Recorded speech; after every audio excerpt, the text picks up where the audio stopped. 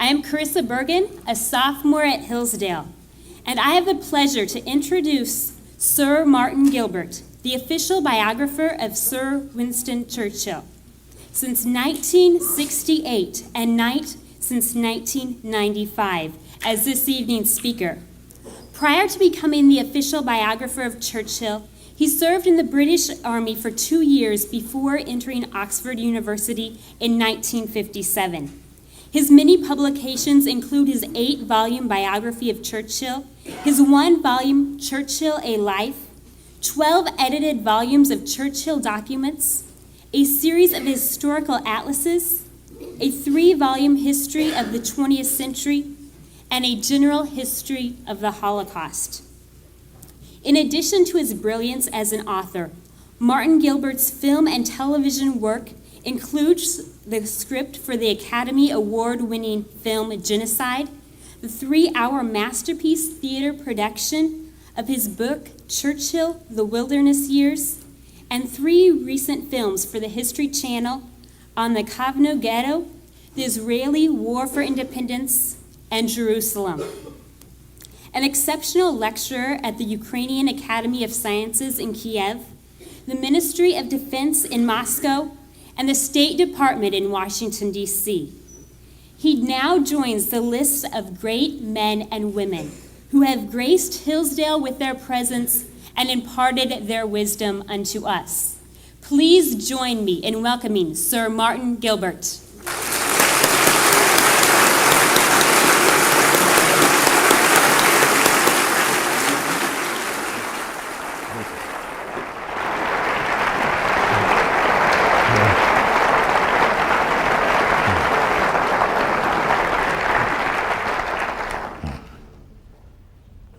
Well, thank you very much for those exceptionally kind words. I've written on the first page of my presentation some words about Dr. Arne.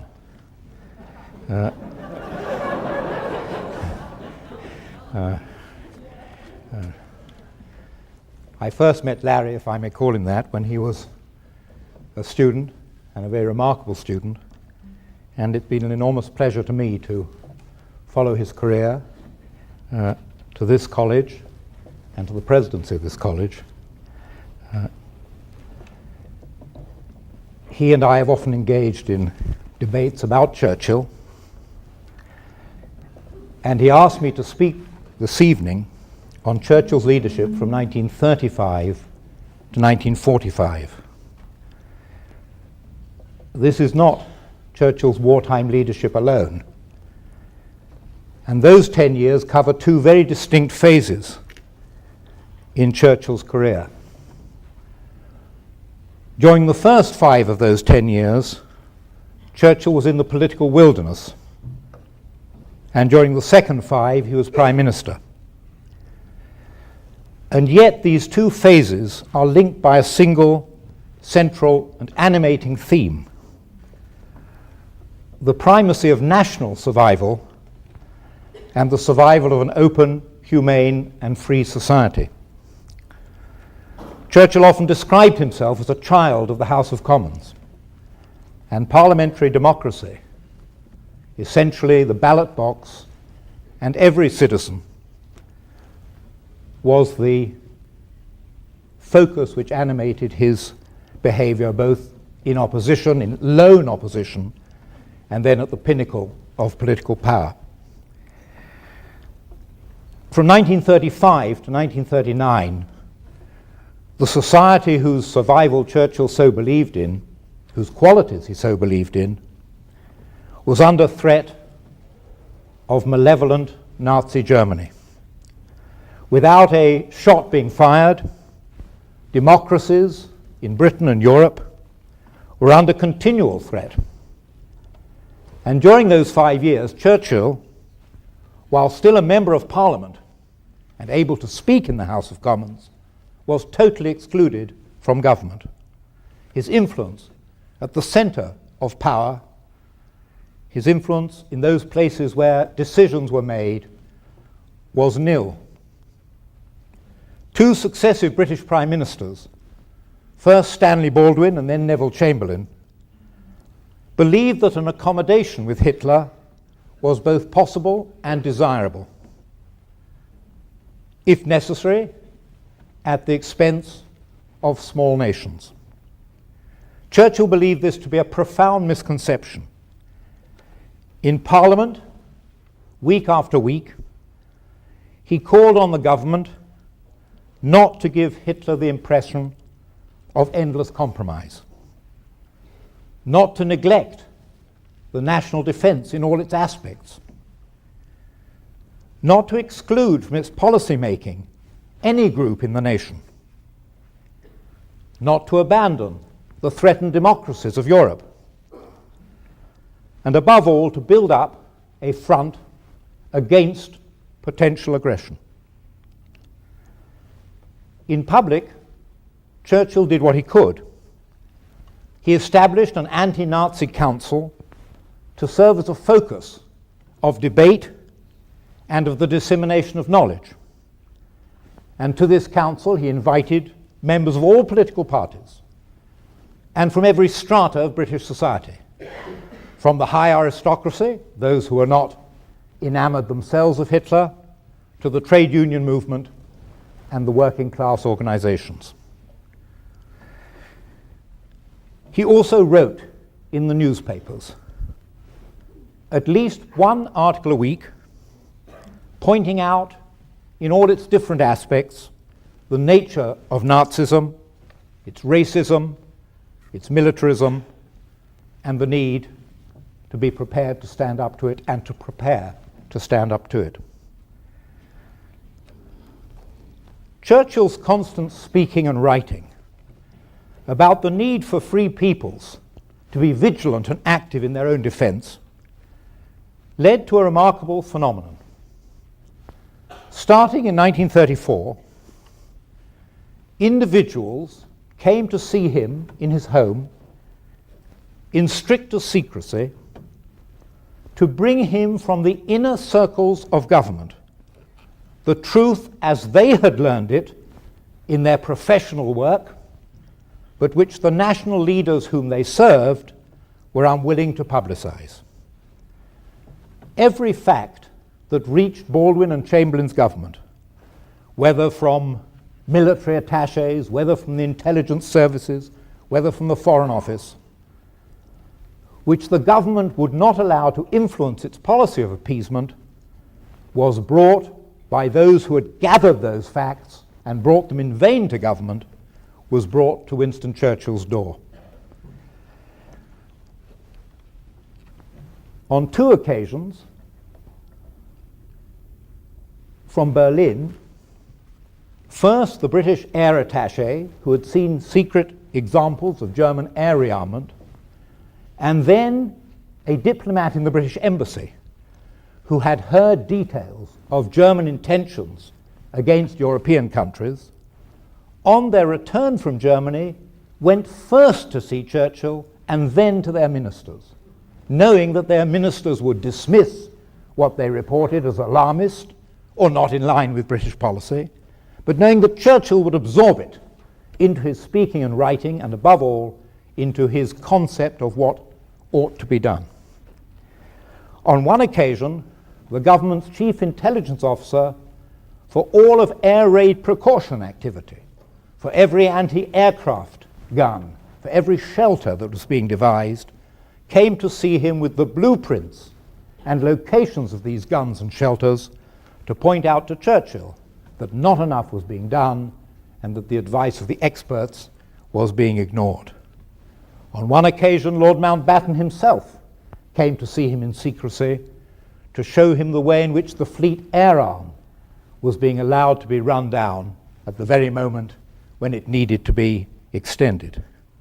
And Robert Watson Watt, the pioneer of radar, was so disgusted by the government scientific committee belittling his work that he went to Churchill, urging Churchill to help him.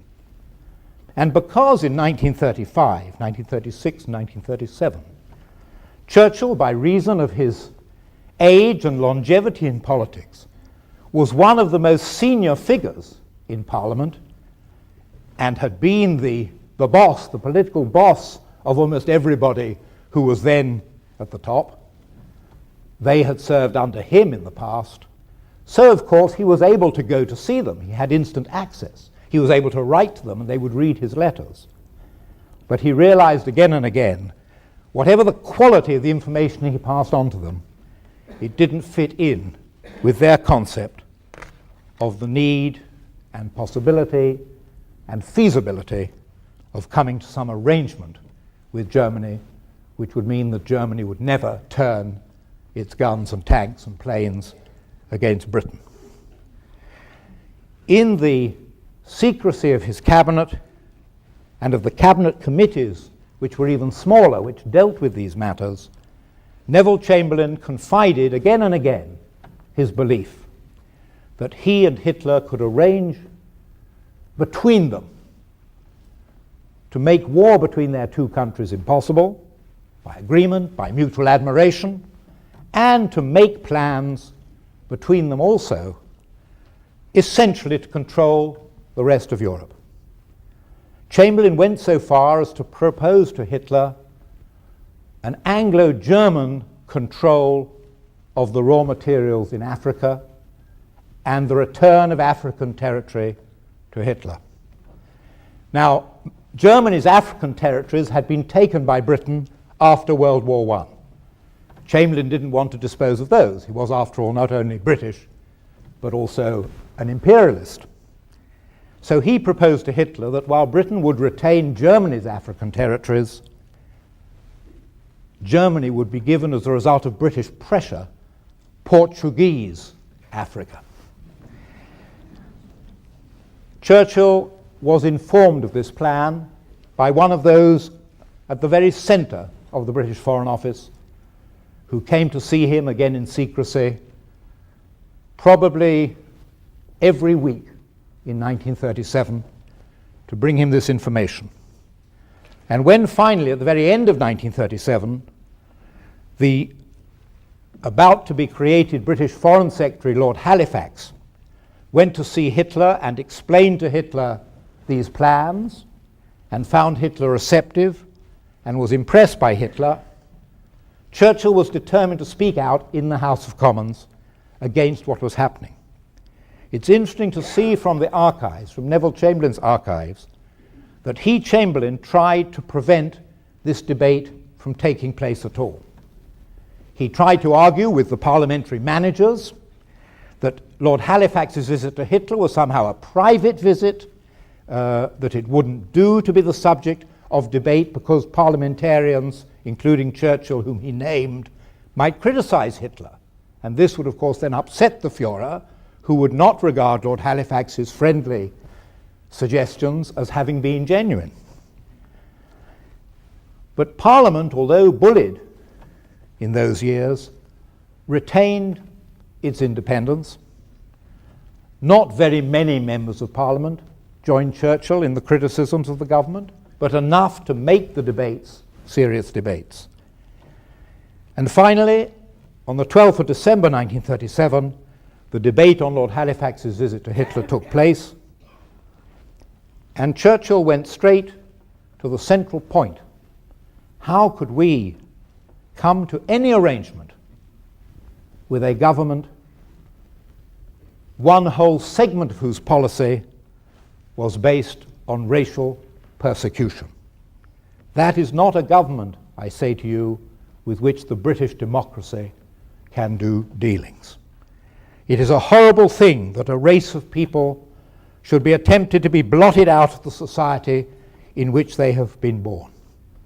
If it were thought in Europe, as a result of Lord Halifax's visit, that we were making terms for ourselves at the expense either of small nations or of large conceptions, which are dear not only to many nations, but to millions of people in every nation, then a knell of despair would resound throughout Europe. Not only nations, but conceptions. And so when Chamberlain prepared to transfer Czech territory to Germany, arguing that this was legitimate, that area was lived in by German-speaking peoples, though they'd never been part of Germany, and arguing that this was Hitler's last demand and that Hitler saying it was his last demand could be trusted, could be believed. Churchill again argued it is not a question of transfer of territory, it is a question of morality. It's a question of how human beings are to relate to each other. I beg the House of Commons not to ignore the moral forces involved in public policy. For 5 years, I've been asking the House and the government to make our armaments, guns, aeroplanes, munitions. But I am quite sure that British armaments alone will never protect us in the times through which we will have to pass. It was a belief in the centrality of moral forces and the fear that Britain was losing out, was abandoning its moral principles, that was central to Churchill's arguments in opposition and was central to his leadership in wartime. War came for Britain with Hitler's invasion of Poland in September 1939. 2 days after that invasion, Britain declared war on Germany. Churchill was brought into the government in charge of the Navy, a post he had held at the outbreak of World War I. And then in May 1940, he became Prime Minister. Prime Minister of an all-party government, a truly national government of the sort that Neville Chamberlain had refused to set up even after the outbreak of war. The first factor in Churchill's war leadership, his first achievement, was to give full ministerial and cabinet posts and position of authority throughout the war-making instrument to those who had been his strongest adversaries and critics in the past, as well as to his former supporters. To give these positions to right and left, to Labour and Conservative, to trade unionists and political mavericks, anyone whom he believed could help drive forward the war effort. So lacking was he in vindictiveness that Neville Chamberlain, the man who had kept him out of office in the very years that he believed he could have done something to avert war, that Neville Chamberlain remained at Churchill's suggestion at 10 Downing Street because he was a sick man dying of cancer, and Churchill did not want him to have the terrible difficulties and inconvenience of moving house at such a time. And so this man who had so wanted to be Prime Minister for such a long time spent his first weeks as Prime Minister not in the famous 10 Downing Street, but remaining in Admiralty House, his naval headquarters. Among the members of Parliament in his constituency was a young man who had tried to remove him, with Neville Chamberlain's encouragement, from his seat in Parliament. This young man wrote to Churchill on the 10th of May 1940, apologizing, groveling profusely for having less than a year earlier tried to eject him from the House of Commons. And Churchill replied, thanking him for his letter and for his sentiments, and saying, but I have to tell you, as for me, the past is dead.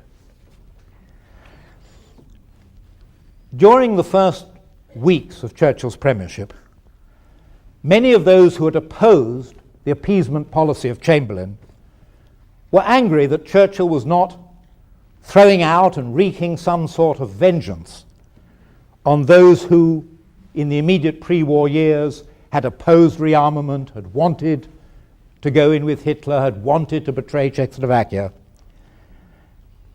And in what is arguably his most important speech of the war, his speech of the 18th of June, 1940, the blood, toil, tears and sweat speech, he broke off from his description of the battle and of the tremendous dangers then threatening Britain with the collapse of France to say as follows: there are many who would hold an inquest in the House of Commons on the conduct of past governments and parliaments. This would be a foolish and pernicious process. Of this I am quite sure, that if we open a quarrel between the past and the present, we shall find that we have lost the future. And so he insisted on absolute loyalty within his government towards those who a few months earlier had been his strongest critics. And indeed he appointed as Secretary of State for War the very chief whip, David Margeson, who had been the one who had constantly organized Parliament and fudged things up in Parliament so that Churchill would speak less, would have less opportunities to speak, so that the debates would be curtailed. Because he knew that this Margeson, a First World War soldier of considerable bravery, would make a first-class Secretary of State for War. A second factor in Churchill's leadership, and this had been seen in the years in the wilderness, was his ability to speak to ordinary people. He had no edge to his voice. Although he came from a very aristocratic family, he had no aristocratic airs. His great delight, if he found himself in a street with a group of people, it might be a street that had been badly bombed, or a street in which soldiers were preparing, were parading, or firefighters were getting ready for the evening's blitz and burning. His great delight was to somehow bounce forward from his aides, from his assistants, from his guard, bounce forward almost like a schoolboy into the midst of the melee. And he was a little person, and he would disappear surrounded by whoever the people were he wanted to talk to. And they somehow recognized his great quality in this regard. Someone once asked him, why is it called the century of the common man? That was a phrase people used about the 20th century. And he replied, it is called the century of the common man because in it the common man has suffered most. And somehow the man and woman in the street in Britain recognized that he knew of their plight. And when in 1945 they voted for Labour to come to power, and throughout the Conservatives, and with them Churchill, and all sorts of people said to him, goodness me, how could the British public have been so ungrateful?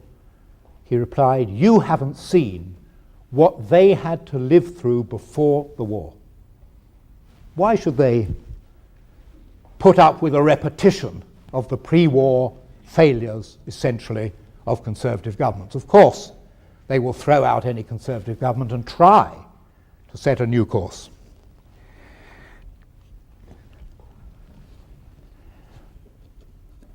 The third feature in Churchill's leadership was something very difficult to reconstruct, because we know that the war was won by us, by the Allies, and that Hitler and Nazism were destroyed, and that unconditional surrender, probably the most important single decision of Churchill and Roosevelt together, was achieved. But in May and June 1940, it was not the defeat of Germany that people were pondering, it was whether Britain could herself survive through the summer and autumn, survive into the winter. And when Churchill spoke, and here's another curious fact, history is so complicated, so interesting, such a tapestry. Churchill had not wanted to broadcast. He'd made his speech in the House of Commons, and he didn't feel that he could really convey to the public that although things were terrible, there was a way forward. And it was Neville Chamberlain, who Churchill had kept in his government, who said to him after one cabinet, you know, Winston, if you could only broadcast what you've said to us this afternoon to the people, it would make an enormous difference. And so Churchill, at Chamberlain's suggestion, went to Broadcasting House. If you listen to the original recording, you can hear the bombardment. He went into the cellar to the sort of shelter broadcasting room, and there he broadcast. And what he said, I think, holds the key to the success of his leadership. And you'll hear it. He spoke at some length about the dangers, about the bombardment, but then he turned to an extraordinary topic. You ask, what is our aim? I can answer in one word: victory. Victory at all costs. Victory in spite of all terror. Victory, however long and hard the road might be. For without victory, there is no survival. Let that be realized. No survival for the urge and impulse of all the ages that mankind will move forward towards its goal. Well, to talk in the midst of the Blitz of victory, and to link that victory with mankind's onward progress, was something which caught people's imagination. There was something extraordinary about it. If this man, who surely knew all the facts of the situation, as he did, all the bad facts, could still use the word victory, make victory his aim, then there had to be some point, not just in holding on, but in working hard and harder towards that victory. These aspects of Churchill's leadership were built up on many facets of his character and his experience. And that experience went back in 1940, 40 years. He had experienced warfare at the end of the 19th and beginning of the 20th century, and during World War I in the trenches on the Western Front. And he had no illusions about what war meant. Indeed, when I was listening at lunchtime to that most powerful and moving account of the Pacific War, I was reminded of something Churchill wrote to his wife about war, telling her, I quote, "What vile and utter folly and barbarism war is." So he was not without knowledge of that aspect of war, the horrendous aspect. But as he explained to the House of Commons, after Neville Chamberlain had expressed his delight at ceding Czech territory to Hitler and had said, "We have averted war," Churchill said, "Not only do I not believe you've averted war, you've merely thrown one more morsel to the crocodile," but he said, "War is terrible, but slavery is worse." The British people did not want to be slaves. Dictatorship and totalitarianism was as alien to them as foreign rule. And they had confidence that he shared this view because he had expressed it all his life. He had labored day and night during the First World War in several central war-directing tasks, including between 1917 and 18, and this is a subject on which your president is the expert, laboring as Minister of Munitions, the crucial ministry that would enable the war to be won, and not, as we learnt this afternoon, not won easily as some sort of game, but possibly not won until after that great offensive of the 1st of July 1919 had pitted the armies together for yet another year. His experiences between the wars had also brought him very close to an understanding of how easy it was for democracy to be overwhelmed, whether in Russia by communism, whether in Germany during the first of all revolutions in 1919, and then in 1933 with Hitler's coming to power, or indeed all over Europe and elsewhere. He had watched with horror the Japanese invasion and pillage and destruction in China and the Italian destruction using poison gas in Ethiopia.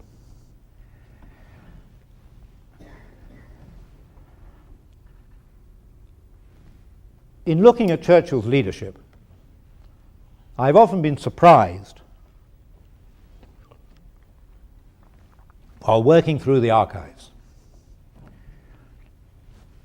at how often this man, who can be portrayed, has been portrayed as some sort of grumpy, moody, grim-looking, frowning, almost tyrannical, and of course drunk, depressant.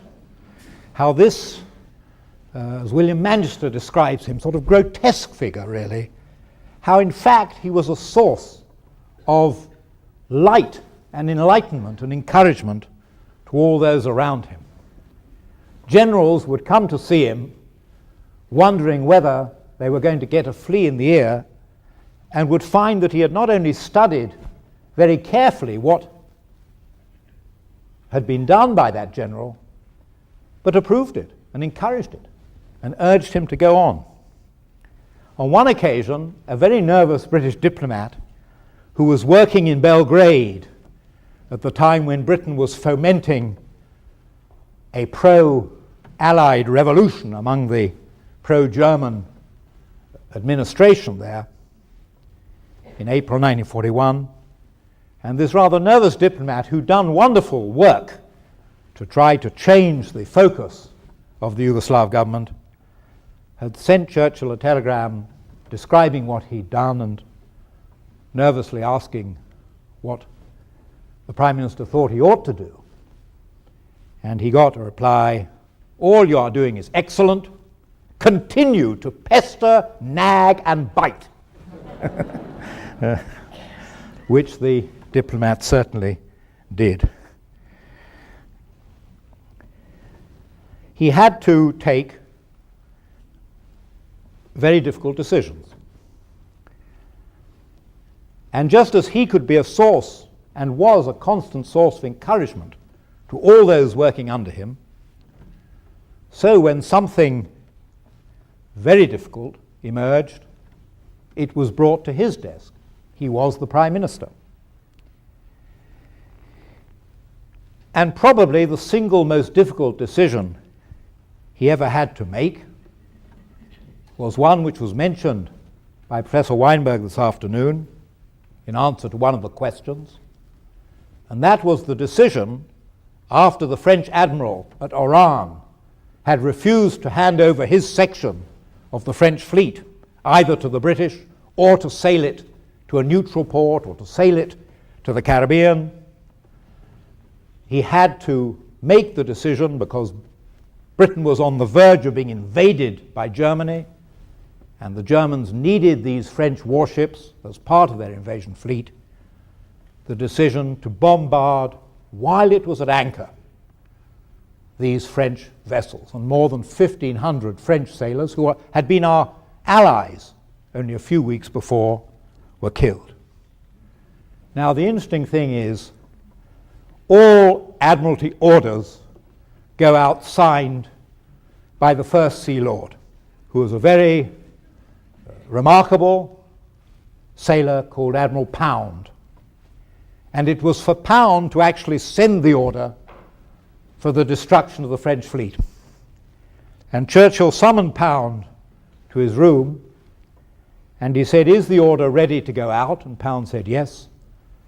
And Churchill said, "Let me sign it. Why should you be the one to be condemned by history?" He didn't want this professional sailor to somehow be tarnished by something which he knew in subsequent decades and ages would be a matter of deep historical controversy. He took the responsibility just as he had taken the decision. And curiously, many years later, 30 years later, I was doing research in the chateau where Churchill, as Minister of Munitions in 1917-18, had lived while in France. And the owner of the chateau had been the same man in 1917 as he was when I turned up at his door, a very elderly man. And his son met me at the door and he said, "My father says you're welcome to look round the house, to look at any of our archives, but he's afraid he can't meet you, he can't shake your hand, because he hasn't shaken the hand of any Englishman since Churchill destroyed the French fleet at Oran." And so, of course, I respected his decision.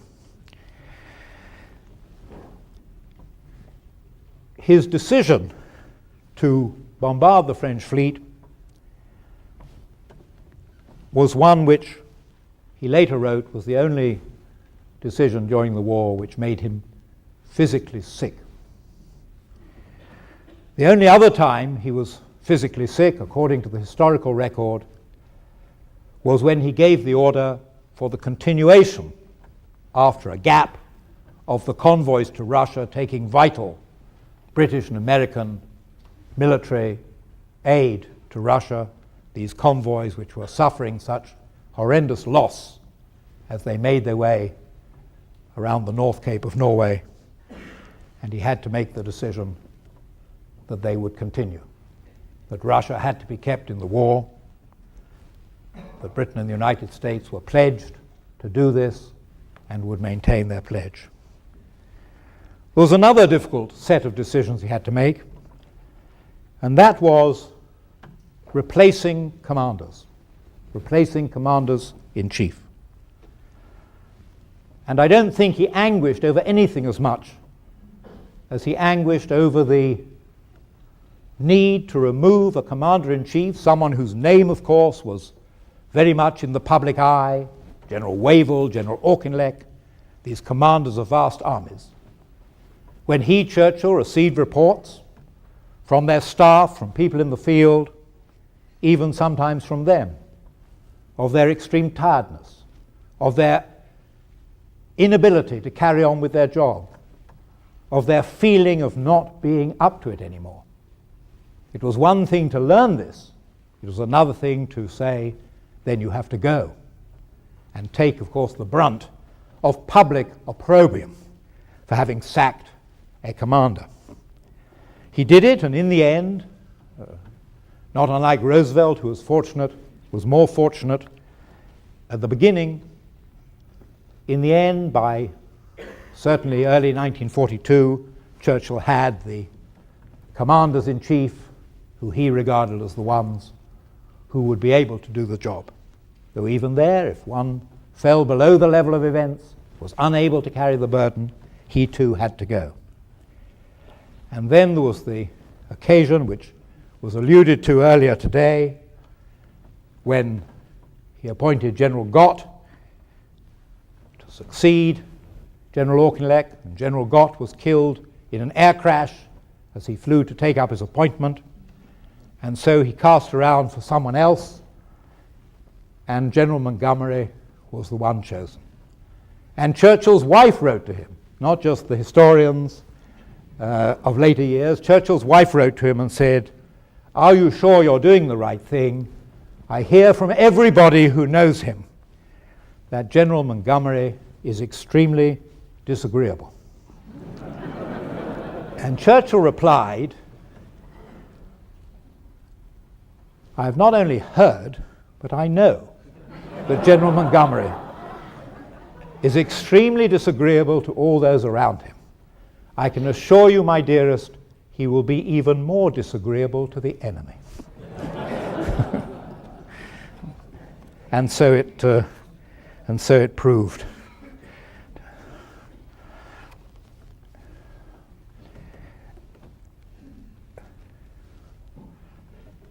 No biographer, perhaps, finds it easy. I won't say likes it, because It can be a likable process, but no biographer finds it easy to piece together the support system whereby the person he's writing about was kept going, was kept alive, was kept alert, was kept supplied, was kept informed. And I've no doubt that Churchill was extremely lucky in two elements around him, without which perhaps his life, his leadership could not have been as effective as they were. First of all, what we in Britain call the private office or the private secretariat. Those 5 young men, I think the oldest was certainly not 40, and most were in their late 20s and early 30s, who were with him day and night in relays, who brought him hour after hour boxes, buff-coloured boxes filled with the things that needed decisions, the letters, the problems, the requests, the ones that had to feed, as it were, the machine, had to know what to put in front of him, how much to put in front of him, what things to bring back, what things were urgent. A document which had on it top of the box meant that one of this private office had realized, and these were men who had to be very well attuned to what was happening, realized this issue, this document, had to be dealt with by the Prime Minister immediately. Because in this box there might be, and I've worked with one British Prime Minister, 30 or 40 documents, each of which needed the Prime Minister's decision. And during the course of an evening, even in peacetime, 5 or 6 boxes would be brought up. As one was cleared, another one brought up. Churchill remembered so many things about World War I, and he remembered in particular something which we historians probably neglect, which is the role of horses, and particularly the artillery horses, the gun horses. So many hundreds of thousands, millions of whom perished in war. And on one occasion, one of his private office brought him up the 8th or 9th box of that evening. It must be nearly midnight. And the lad was wilting. And he said to the Prime Minister, "Prime Minister, I don't know how I can go on. I don't know how you can go on." And Churchill looked at him with his beatific smile and said, "My dear, we must all go on, like the gun horses, till we drop." And there's no doubt that had he reached the stage of dropping, he would have done it. And so these young men of the private office made sure that he was undisturbed, that he got his rest, that he got the information he needed, that the telephone calls that had to be made were put through at the right time, and that the whole apparatus of hourly work was maintained. And in his desk diaries, one sees that it wasn't only hourly work, that normally Churchill would have 15 to 20 minutes to deal with some vital question for which 2 or 3 people perhaps had come to see him, some generals, some admirals, some air marshals, some munitions experts. The pressure, the amount of work involved was such that 20 minutes might be all that these people and the Prime Minister had. And so, side by side with the private office, Churchill developed an incredible system of delegation of work. He believed that every instruction, and Professor Weinberg has mentioned these archives of his correspondence, his minutes, to everybody in his circle. Churchill believed that everything should be in writing, but that once something was agreed, it should be proceeded with, once it was agreed. And it was decided that if someone put up to him a document asking for something, and he put his tick in the margin, the tick would be sufficient for his authority. They didn't require his signature, a date, a whole apparatus of descriptive material. If he felt this is something that can be proceeded with, then a tick was all that was needed, because there were days when a tick was almost all he had time for.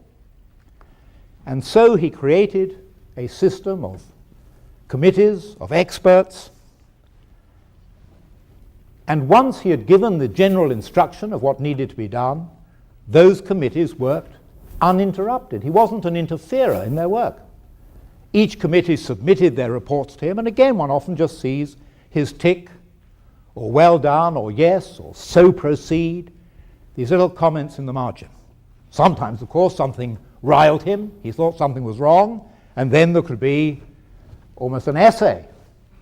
But in the main, I'd say 90 times out of 100, or 95 times out of 100, it was this delegated responsibility that it made it possible to do everything.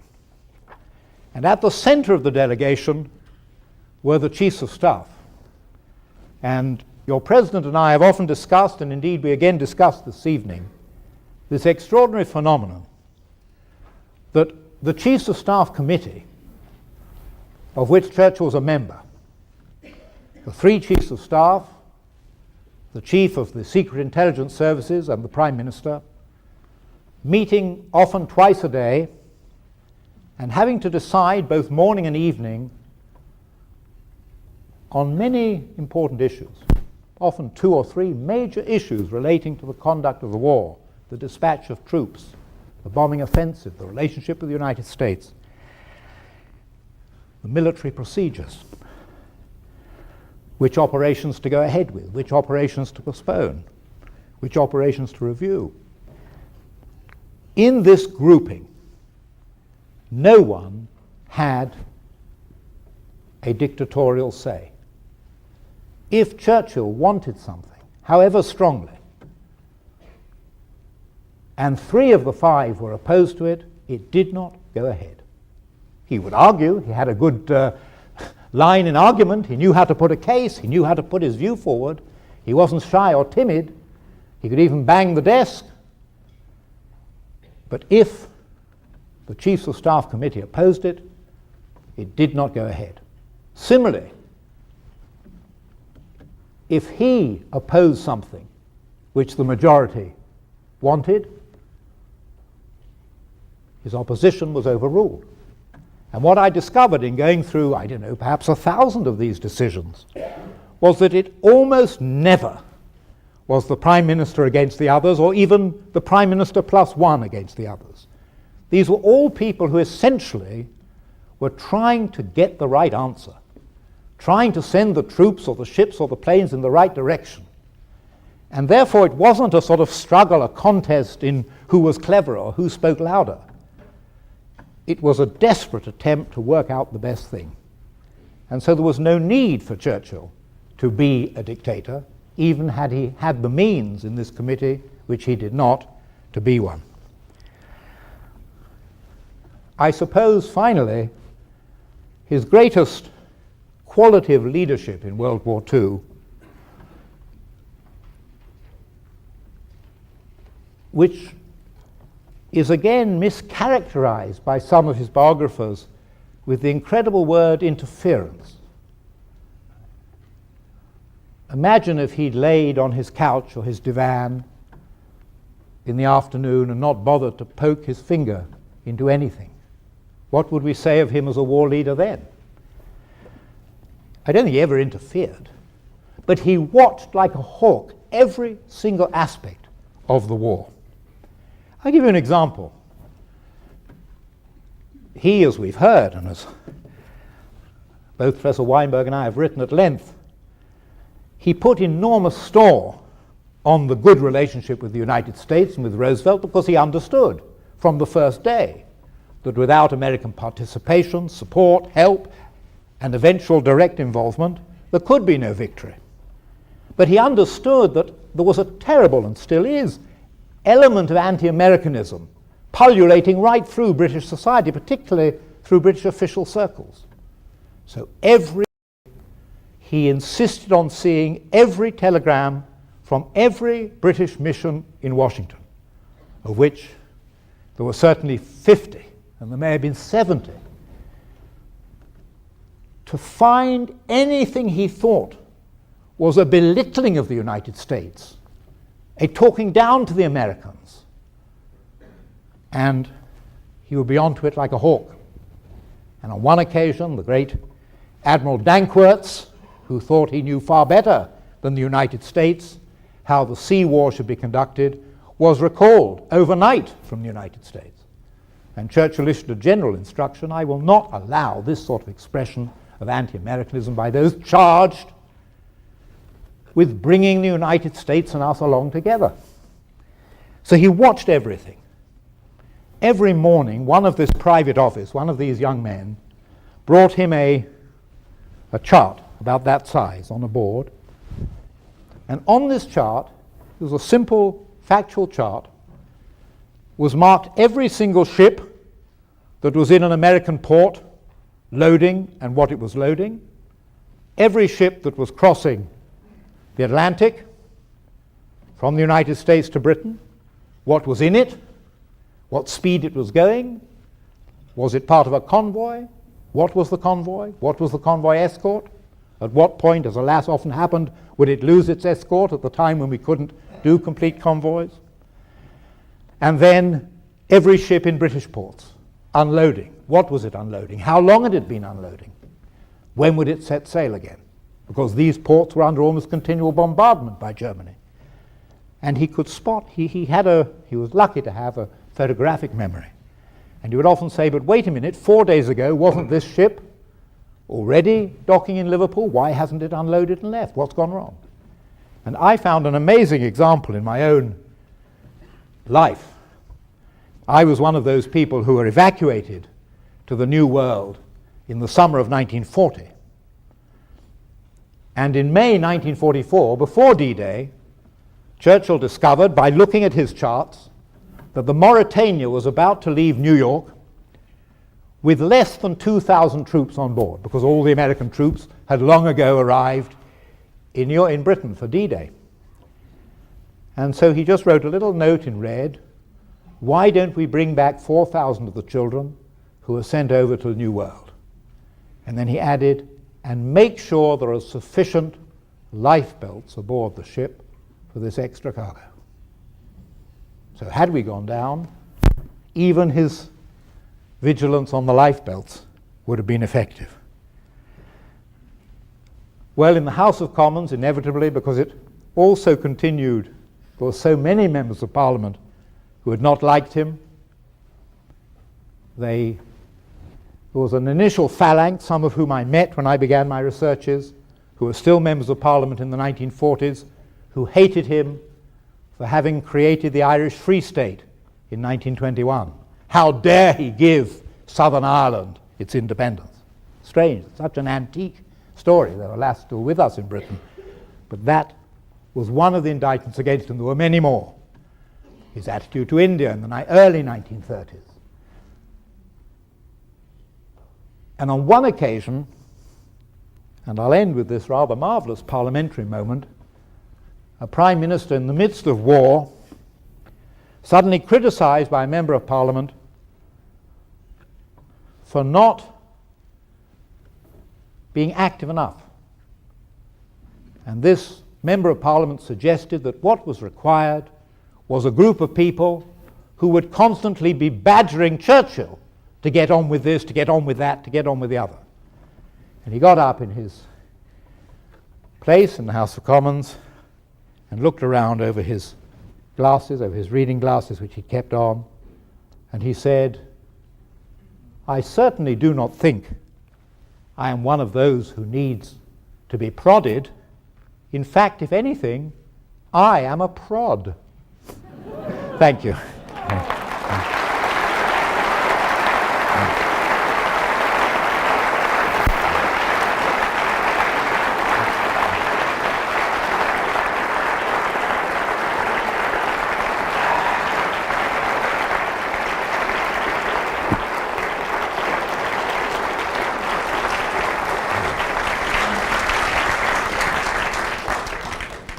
We have time for just a few questions.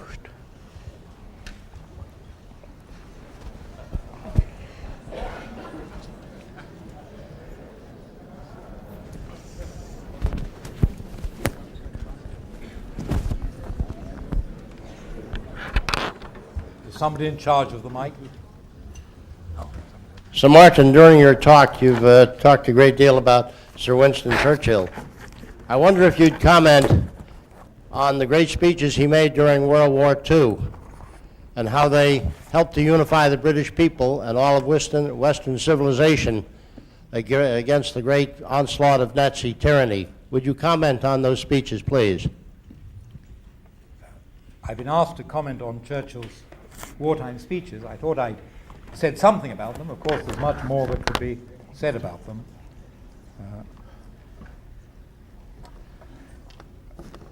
First of all, it was always a tremendous effort for him to prepare a speech. Speech making didn't come naturally to him, any more than lecturing comes naturally to most of those you will hear lectured to. For a substantial parliamentary speech, he would often have to take off 3 or 4 full days from the business of war. He found it very difficult. Although we are familiar with his perorations, the majority of his parliamentary speeches, and most of the speeches he gave were parliamentary speeches, were long. They could run to 2 hours, and very detailed. He was the master of expounding a complicated case in considerable detail. And indeed, he had a technique when there was criticism, and it's not a stupid technique, of leading his critics through stage by stage and pace by pace very slowly, point by point and fact by fact, through the case at issue. So you sat, if you were in the House of Commons, through speeches which you had to listen to. They were carefully crafted, but they were complicated, and they were detailed speeches. And the great perorations were, in a sense, the cream or the icing on the cake. As I say, he didn't find it easy. He didn't relish making these speeches. I mentioned that Neville Chamberlain was the one who, as it were, propelled him forward to his first broadcast. But what he did realize, and this was brought to him, of course, by people who came out of Nazi-occupied Europe and out of Germany, was that these speeches were being listened to clandestinely and at great danger by people who weren't allowed to have radios, let alone listen to foreign broadcasts, were being listened to and were serving as a source of inspiration to captive peoples. So he was very conscious of that.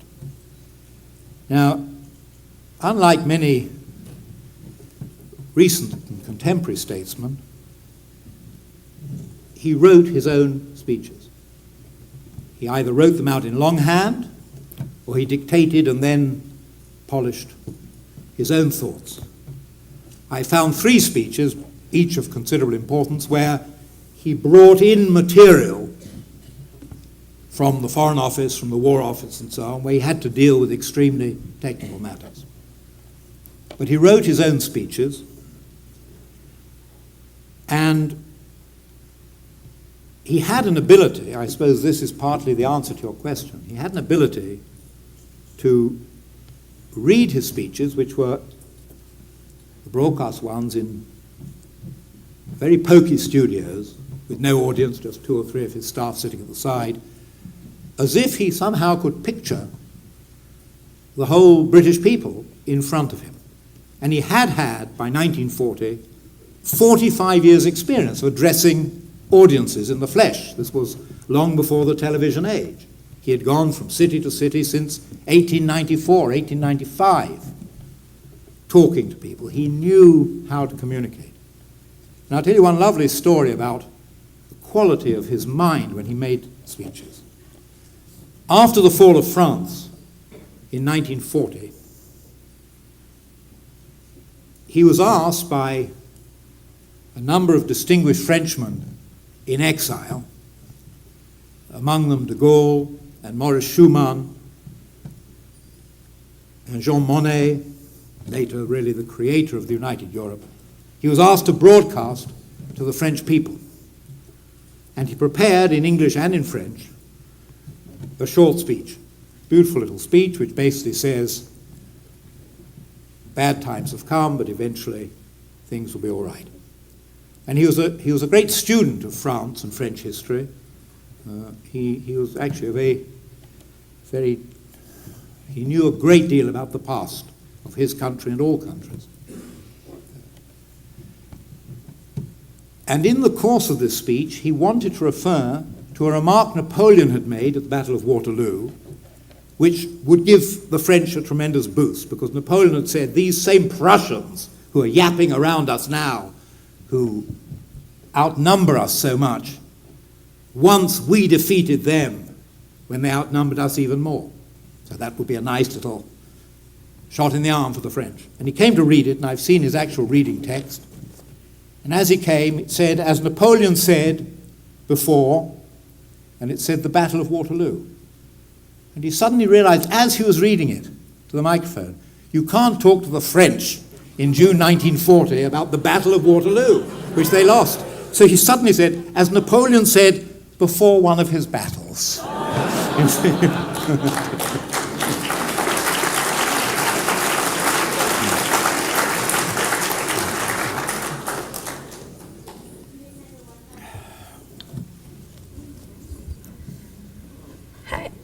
I was just wondering, when Stalin decided to become in the circle between the United States and Great Britain, how did Churchill feel about that? Sorry, when what? When Stalin later decided to become in the circle between the United States right. and Great Britain, how did Churchill feel about that?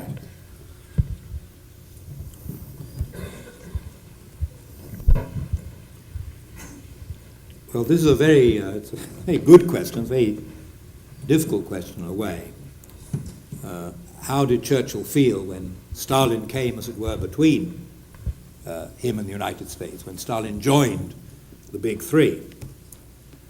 And of course, there's no doubt that Churchill knew from the start that ultimately it was a big two, and that he was lucky to be there. It always amused him when de Gaulle then insisted on being part of the Big Four. He said, but we're not really part of this team.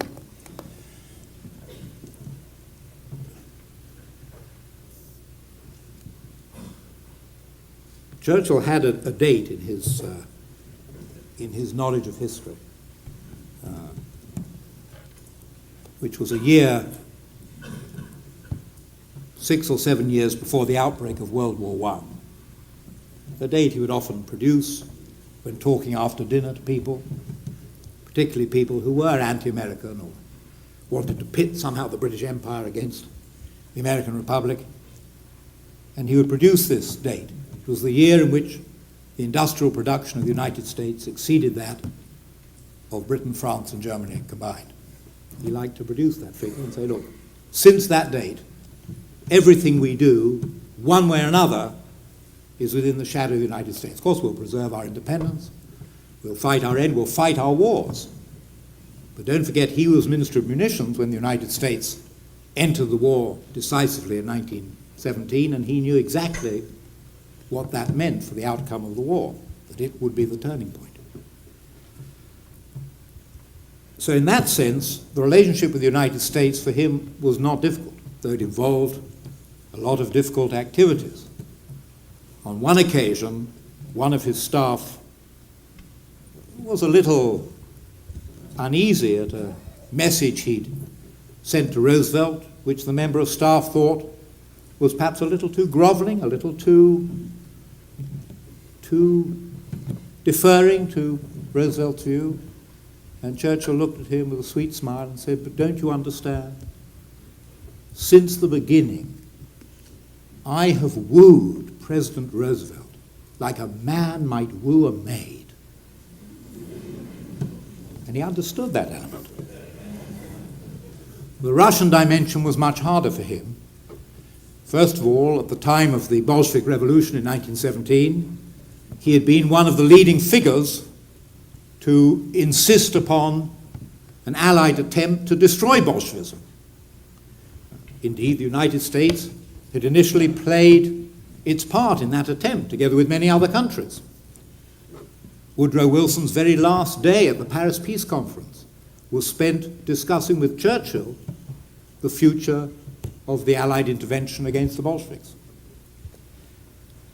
But when Hitler invaded the Soviet Union in June 1941, Churchill understood from many different perspectives that the Soviet Union had to be supported. He understood, partly from his knowledge of German intentions, his knowledge derived from secret sources, that the defeat of the Soviet Union, which was considered and debated, would it be in August or September or October 1941? Those who said the Soviet Union wouldn't be defeated till October 41 were thought to be bizarre optimists. And he understood that the moment the Soviet Union was defeated, then a tremendous German armada, reinforced by all sorts of things, would turn against Britain. And this was in June 1941. And so he made the commitment. He made it within 3 or 4 hours. He broadcast it on the night following the German invasion of the Soviet Union, having consulted with colleagues, that Britain would give every support it could to the Soviet Union. And then he found that he could take Roosevelt with him.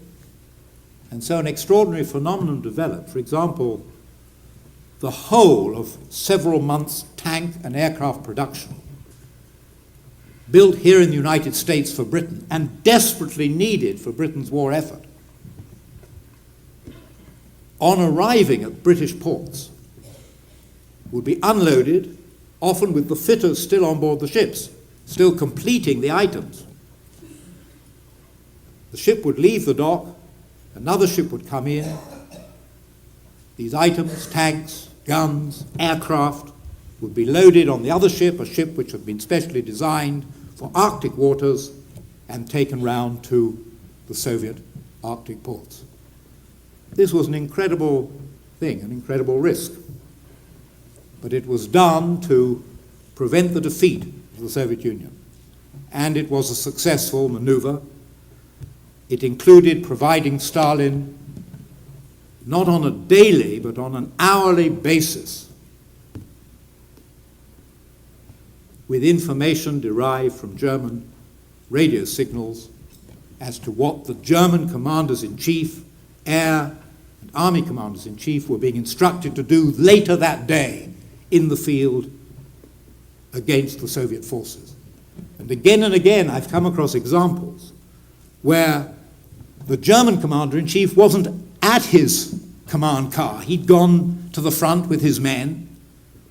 Meanwhile, the same signal that was waiting for him when he came back 3 hours later to his command car, telling him to attack north-northwest at 5:23 a.m., had been decrypted in Britain, sent with Churchill's insistence to Moscow, sent by Moscow to the Soviet commander-in-chief facing the German, who again and again knew what the instructions were to his German adversary before the German had received them, and took, of course, appropriate action. So by this tremendous effort, of which the intelligence was central, we sustained the Soviet Union, and we provided, as you know, through our joint missions, through Beaverbrook and Harriman, massive supplies of armaments, medical supplies, and so on. Then, of course, came the day when the tide of war was reversed. After another year and a half's fierce fighting, gradually the Russian armies began to move against the Germans, particularly after the Battle of Kursk in 1943. And then another situation developed. And then the problems which you refer to became all too clear. Stalin was not going to say thank you by relinquishing his political ambitions and intentions. And so the moment he reached a certain point in the old Polish border, he announced that Poland would have to move westward, that Russia would take over those areas. Not only that, it would establish in Poland a communist government. And at that point, Churchill and Roosevelt, in different ways and often very closely together, and sometimes with disagreements, fought to somehow work out a way of restraining this giant. There was a day which you can work out when you look at your chronology of World War II. There was a day on which no Soviet soldier stood in Belgrade, Budapest, Sofia, Bucharest, Warsaw, or Prague, or Tirana. And on that day, Churchill pleaded with Stalin to come to a conference with him and Roosevelt so they could somehow establish the principles of the Atlantic Charter, one man, one vote, free elections, in those countries which it was clear the Soviet forces would, within months, certainly within a year, be in control of. Stalin declined to go to the conference. Churchill and Roosevelt worked hard to try to create what became subsequently the Yalta Conference, by which time all these capital cities and countries I've mentioned were under Soviet control. And at that point, basically, Churchill realized that the Atlantic Charter principles, indeed the Yalta Declaration, promising free elections in Poland, that these things were simply sheets of paper depending on Stalin's goodwill, and that Stalin's goodwill did not exist. And in Churchill's very first letter to Truman after the death of Roosevelt, this is the theme of the letter. What do we do confronted by this situation? And as he put it in his letter to Truman, an iron curtain is drawn down on the front, the phrase he was later to use 2 years later at Fulton, Missouri, or a year later at Fulton, Missouri. So that was really as he saw it, as Churchill saw it in retrospect, not the failure of the war, because he was a great believer that you had to defeat Germany. You couldn't start playing games while Germany was still undefeated with regard to the post-war world, because there would be no post-war world unless Germany was defeated. And the Soviet Union, as he and Roosevelt both appreciated, and as Churchill certainly referred to a great deal, also in their correspondence, was putting by far the largest number of men in the field at any given time, and for long periods of the war, were the only soldiers effectively fighting on any substantial war front. So that was a failure, but I think you just have to say that the defeat of Hitler was the success that mattered at that time.